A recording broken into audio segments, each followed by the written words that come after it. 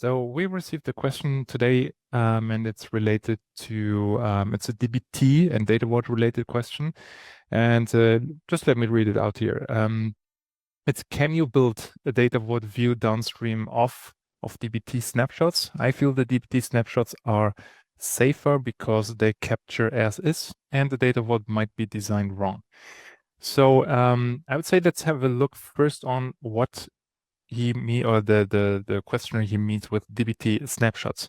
So I did a snapshot from from the dbt explanation from the documentation from dbt. Let's have a quick look on that, what dbt snapshots in fact are. So they say snapshots implement type 2 slowly changing dimensions. So whoever is familiar with the dimensional modeling style and is familiar with the slowly changing dimension types, you know that the type 2 is the normal delta check, and for each delta we detect, we insert a new row, and then we update load date time, load end date time, or what they call it here, the updated at and the dbt valid from dbt valid to, right? And that's the way how we proceed with deltas basically. Okay, so let's continue here. So snapshots implement type 2 SCD, so slowly changing dimensions over mutable source tables. So these slowly changing dimensions identify how a row in a table changes over time, right? And here's an example, like here on the first day, that is pending. On the next day, so this is how this whole system looks like, right? On the next day, we have the same ID, the same order, but the status changed from pending to shipped. And this was updated at the 2nd of January 2024.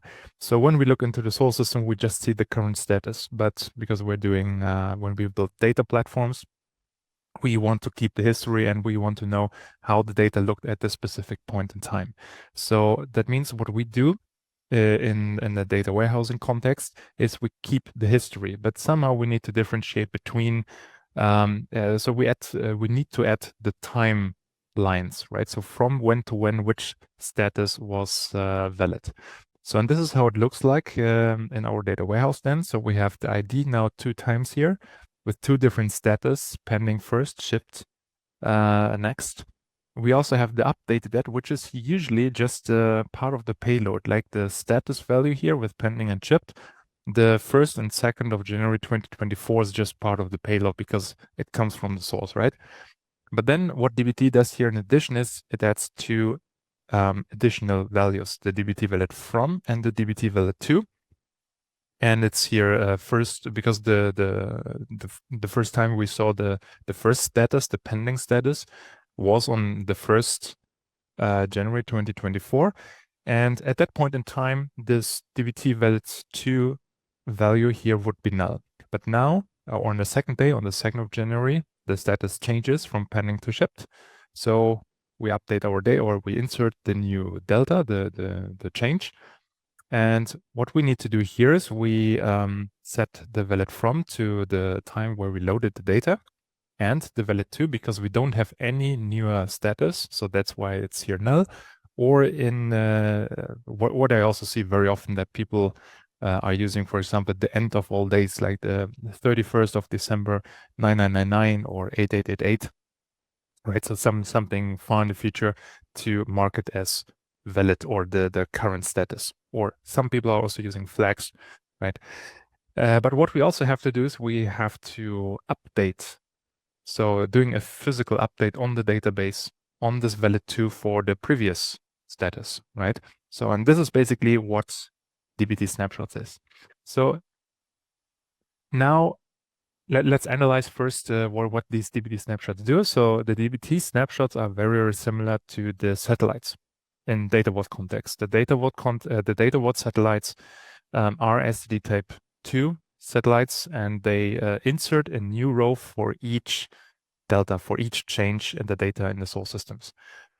The difference here is that in data vault for several years now we are following an insert only approach. So we don't have a this valid to date, right?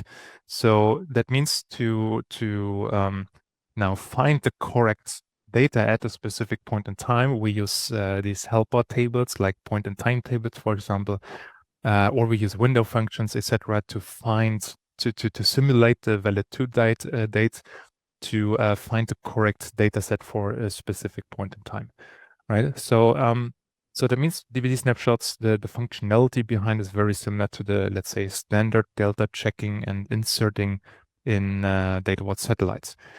So where I see dbt snapshots from my personal perspective, where I see them more is, for example, for a slim, persistent staging area where you only catch the deltas from the source systems in case you get full data loads every day, right? So if you get full data loads every day and you want to have a persistent staging area only with the deltas, which is already kind of, let's say having a small data warehouse up front, but just focus on the raw data.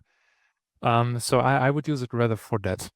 This would not be necessary if you get CDC data. So CDC stands for change data capture. So that means if you have a CDC mechanism up front in the source system or a mechanism which sits on top of the source systems and you only get already the changes, then it's not even necessary at all to use dbt snapshots here, right? And what I mentioned earlier here as well is to consider insert only, because the the architectures of I would say nowadays cloud data, especially in the cloud data warehouses, they love insert only, right? So because when I take a Snowflake, for example, or as an example, then they are writing the micro partitions, etc. So they don't like to touch the micro partitions because then they have to create a copy of it, etc. So it's they like more insert only as well, right? And that's also why not only that reason, but that's one of the reasons that insert operations are the fastest way instead of doing updates and deletes. And that's why data vault is insert only for many years. That's what we just want to consider here as well for performance reasons and scalability purposes to go this insert only approach. Okay, so but let's go maybe quickly back to the original question. So can you build a data vault view downstream of dbt snapshots? So when I understand the question here correctly, it means data vault view, it means a virtualized layer on top of it, right? So a virtualized data vault on top of a persistent, let's call it a persistent staging area based on CDC data, right? Only on the, as we can see here, right? At the very bottom, that we only have the changes, and based on that, we build a virtualized data vault on top. I think the concern here is that if you design your data vault wrong, you miss something, right? So that you have to redesign it and reload it. So I agree with that it's nice to have a persistent staging area in case you change your data model to be able to load the full history in your data vault model as well. There are different other approaches to do that as well. If you want to do afterwards, after you designed your data vault, and you want to split the data in an already loaded satellite even more, that's no problem, right? So you can do it from the satellite, you can split it afterwards as well, and loading the data from the original satellite into the more splitted satellites. Also, the other way around is even possible. If you recognize that you splitted the data a little bit too much, maybe. Let's say you're on a columnar-based database and the joins do not work properly from performance perspective, and you want to more have it in one satellite, but you don't have a persistent staging area. So of course, then you use all the split satellites and merge them together in one satellite.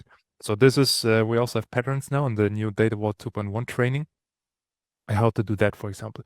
So what you should consider is that you don't lose any data when you design your data vault model, but that's usually not the case, right? So the design patterns for data vault doesn't matter how you design it, you will not lose any data.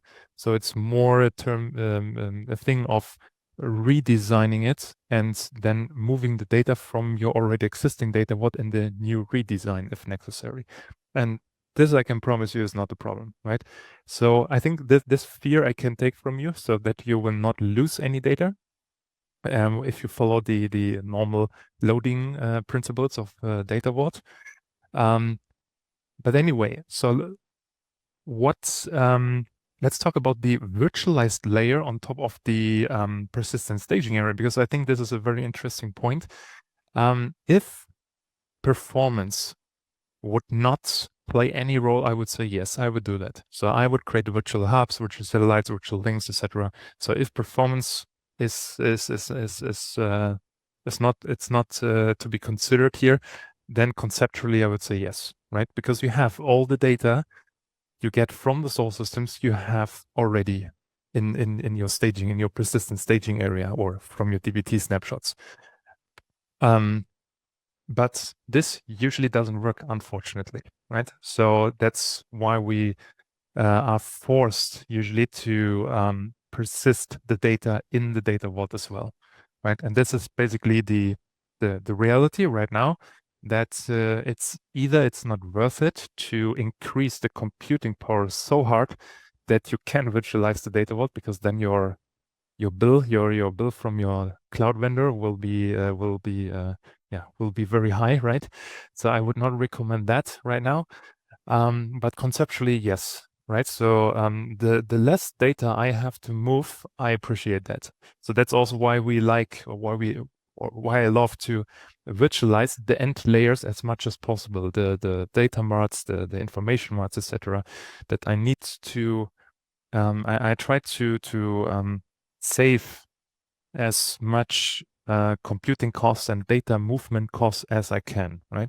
But at some point it doesn't make sense, or with the current technology it doesn't make sense, or it doesn't work, or the cost value is not in balance. So that's why we still have to materialize until a point in time, or a point in the architecture. So therefore, materializing the raw vault and start virtualizing from the business vault. That's basically the recommendation. Okay. Yeah, so dbt snapshots, if you don't have persistent staging area, definitely an option, but this doesn't save you from, right now, again, from materializing the data vault as well. But yeah, nice feature, or nice functionality here we have from dbt here.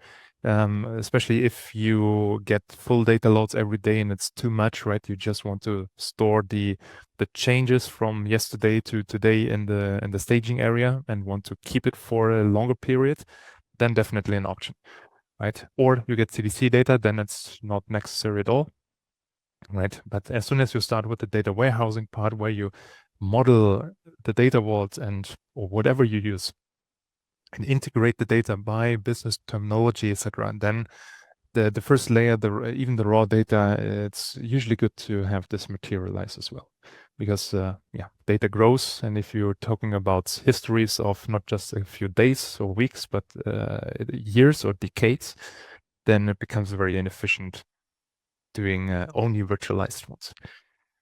Okay, so yeah, thank you for attending. I don't see any questions here in the chat. Then I wish you a nice weekend and see you next time. Thank you and bye.